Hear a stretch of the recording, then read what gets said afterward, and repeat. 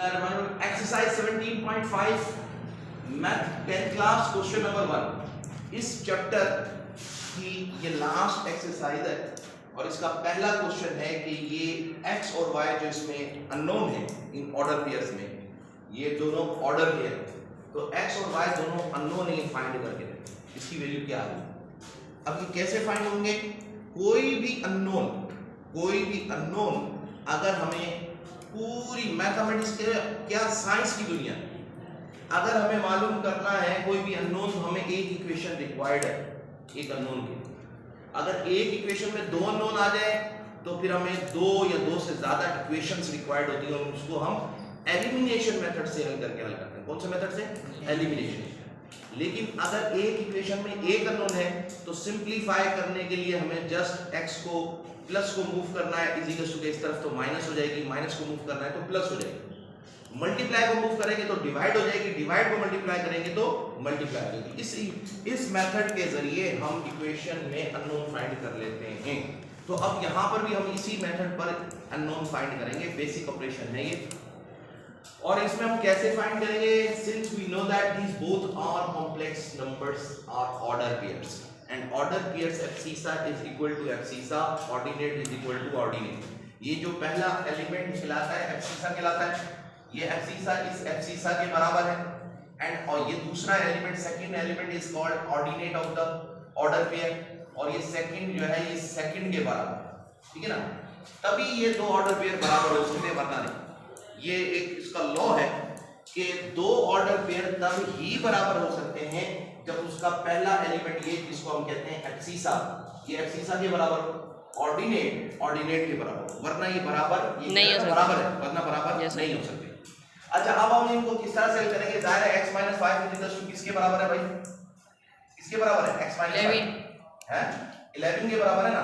तो अब ये x को अकेला करना है, जो अननोन होगा उसको अकेला करना है, तो इसके साथ -5 है, इसको मूव करा देंगे उधर, इसका हो जाएगा प्लस का 5 हो जाएगा। मैंने कहा था ना माइनस प्लस में प्लस माइनस में, तो माइनस का 5 उधर क्या तो प्लस का 5 हो गया। समझ आ रहा है?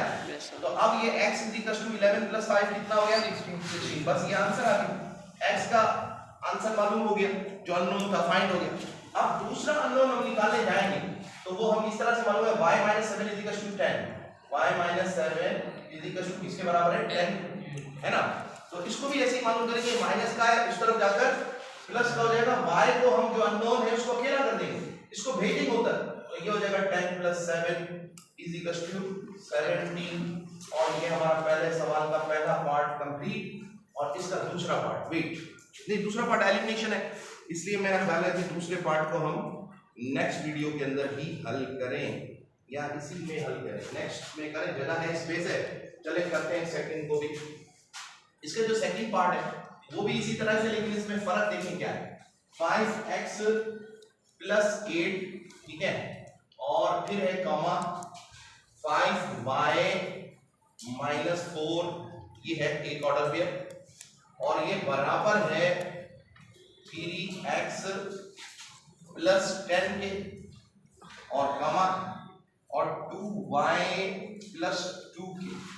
अब ये दोनों ऑर्डर पेयर बराबर हैं, सेम मेथड सेम टेक्निक हम यहाँ भी यूज करेंगे इनको अननोन्स को फाइंड करने के लिए, क्योंकि ये इसी क्वेश्चन नंबर 1 का सेकंड पार्ट है और ये सेकंड पार्ट है, तो इसमें भी हमें x और y की वैल्यू ही मालूम करनी है।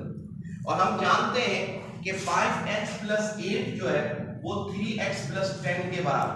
5x + 8 लिखना नहीं है बेटा, जब मैं समझा रहा हूँ उस वक्त लिखना मना है, उस वक्त समझने की जरूरत है। लिखोगे तो आप समझोगे, लिखने की जल्दी है क्या? पहले समझो, फिर मैं टाइम दे रहा हूं लिखने के।